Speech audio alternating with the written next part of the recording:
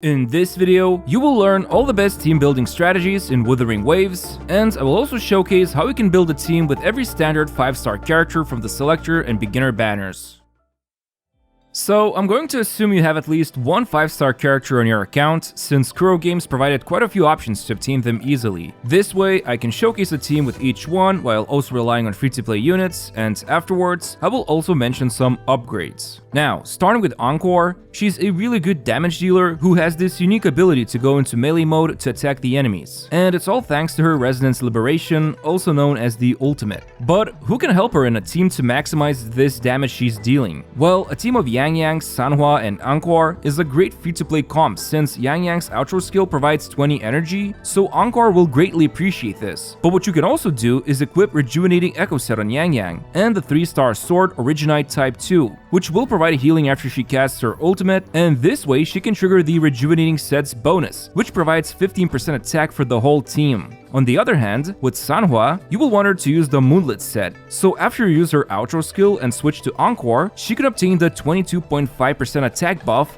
but if that's not enough, Sanhua's outro skill will also boost Encore's basic attack damage by 38%, which is a special damage amplifier called Deepen. And here's the thing, Encore's damage during the ultimate is considered to be basic attack damage, so this is really beneficial for her. Now, one thing to keep in mind is that you still want to do some quick swapping, so that Lingyang can first apply that energy regen to Encore with her outro skill, and then immediately you can switch to Sanhua, who can build up her Concerto energy and unleash her outro, and in this way, Encore should have the buffs lined up for her nicely. Oh, and keep in mind, that heavy attack Encore can unleash that puts her into a stunned state, you can actually swap cancel it, so make sure to do this when nearing the end of her ultimate's duration. Now, for the main Echo abilities to use, Inferno Rider for Encore is decent, although because the attack animation is slow and you can only swap cancel the last third hit, some prefer to use Geohide Saurian, but you can also equip Lingering Tune's attack set, where Mech Abomination is quite amazing here, since it's easy to deploy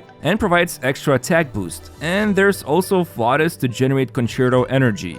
But currently, attack set is a bit behind the Fusion set in terms of a DPS output. Now, as for Lingyang, she wants Bellborn Geoshalon, while Sanhua can use the Heron, since both of these echoes can provide additional damage boosting for Encore. Finally, when it comes to upgrades, obviously Verena instead of Lingyang is a no-brainer choice, since she can provide really good healing, attack boosting, and a very strong deepen damage amplifier for the whole team. And as a side grade, Baiji can be used instead of Verena. And then, as an alternative, I'll talk about this later in the video, but Havoc Rover can be utilized as a sub-DPS instead of Sanhua, or even a healer, because right now, she can unload quite a lot of damage just by herself. Also, just a reminder that for this team and every other one I will showcase, this is what we're working with right now. It's possible we might discover better teams as we keep progressing further into the game, especially when we reach higher union levels. So don't take this video too seriously, I am only showing to you which teams work quite well right now.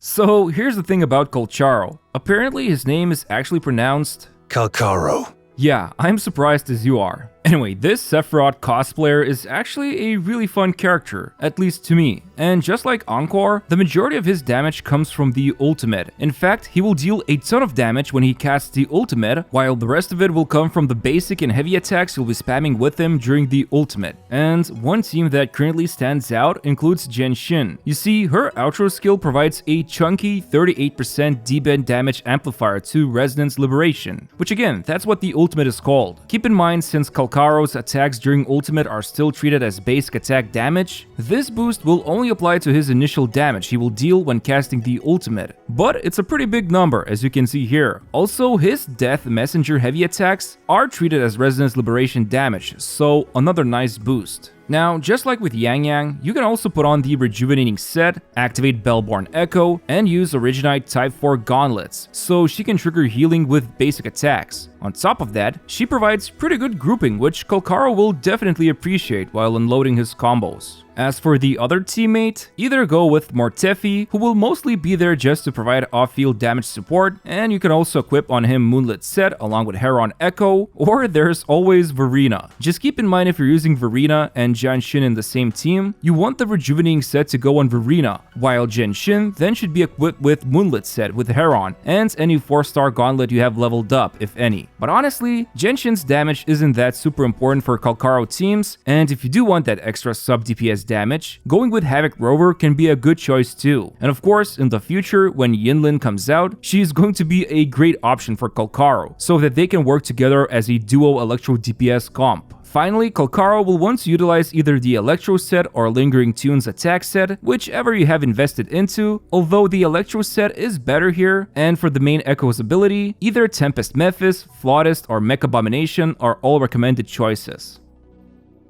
So, I've already mentioned Havoc Rover 2 times in the video. What's so special about her? Well, it's mostly a combination of 2 things. Her ultimate deals a ton of damage, and the main echo she can use, the Dreamless, has a huge AoE so you can mop the floor with enemies. Keep in mind if you have the ultimate ready, you first want to use it because then it will increase Dreamless damage. And of course, since Havoc Rover is using Dreamless, this echo by default belongs to Havoc set. So if you can, either go with full Havoc set or double 2-set bonus of attack and Havoc. By the way, the same applies to Encore and Calcharo. If you don't have all the 5 pieces yet, just go with double 2 sets then. Now, Havoc Rover is mostly there to provide burst DPS, a quick damage rotation of intro skill plus resonance skill plus ultimate and then Dreamless. So what teams can you actually build with her? Honestly, at this stage of the game, she works great as a catch-all unit that you can put into any team, since she and the Dreamless Echo can deliver a ton of damage in a very short time. However, if you do want to go crazy, you can also go for the double Dreamless comp. Seriously, this Echo is so busted right now, her damage is just too good to pass up in the early to mid game, potentially even in late game when our accounts are higher union level. Now, the second Dreamless user should preferably be Dungeon, but I'm not gonna lie, this team is pretty amazing. Spamming Dreamless and quick swapping between Rover and Dungeon feels great. You can swap cancel out of the Dreamless animation when she's doing her thing, which means you can save up the time and work towards the next unit's rotation. Still, we need a third member, and in that case, you can go with either Verena, Jiyan, or Baiji. I would say Verena and Jiyan work best here, since Verena can do a lot of team-wide boosting, while Jiyan can provide that Resonance Liberation damage boost with her outro skill, which is great because both Dungeon and Rover can utilize this. Either way, you will want Rejuvenating Set on Verena or Baiji, while for Jiyan, it's up to you. She can use both Rejuvenating or Moonlit Set. Yes, the most powerful DPS, so far at least. Jiyan's best teammates right now are Mortefi and Verena, and they both provide amazing value. You already know by now why Verena is good, but Mortefi is also a crucial member of this team, since his outro skill can provide a heavy damage deepen boost, but at the same time, he can deliver a lot of damage with his ultimate, since it shoots coordinated attacks when you're using someone like Jiyan. Now, Mortefi, yet again, will want to use the Moonlit set with Heron Echo ability, while Jiyan will definitely want to use the Sierra Gale 5 set and that Big Dumb Gorilla as the active Echo ability, which by the way can also be swap cancelled. And as always, if you don't have this whole set, just use the double 2 set of Arrow and Attack. Now, I know I started off with the most powerful version of the team. What about alternatives? Well, instead of Verena, you can always go with Baiji as the healer. And if you don't have Mortefi or any of the healers, you can also use Lingyang with either Rejuvenating Set and Originate Weapon or Moonlit Set. I swear to God, these 2 sets are a no-brainer choice you'll see in any video because they are really good for supports. Also, keep in mind if you do end up going with Jiyan, Mortefi, and Baiji team comp, Baiji's deepen damage boost will need to go on Mortefi, since you definitely want that outro skill of Mortefi to go on Jiyan. And if you didn't know, the boost of the outro skill only stays for a duration of time, or until you swap out. So that's why you cannot utilize both outro skills of Mortefi and Baiji on Jiyan.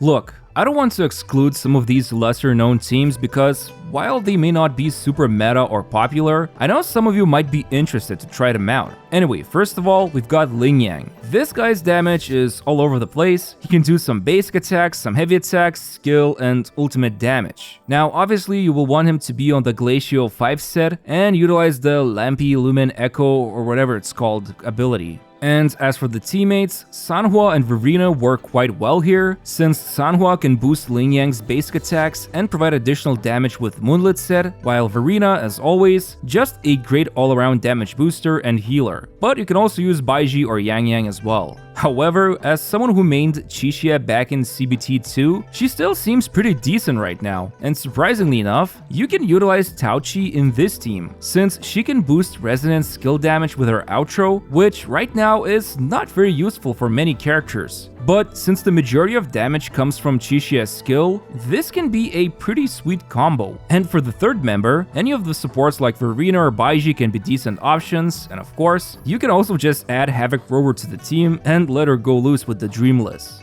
But yeah, these are the teams right now that have been producing pretty consistent results. I know I didn't go very in-depth on each team, like talking about rotations and additional techniques, but I wanted this video to be beginner-friendly and just give you an overall idea how to approach team building in this game. And again, these teams are not final. We are still figuring things out as a community, and if you guys like this video, let me know in the comments so I can make a follow-up video like this in the future. Anyway, thanks for watching this video, hope you found it useful, and I would really appreciate it if you could press the like button and subscribe to my channel. Thanks, and see you next time.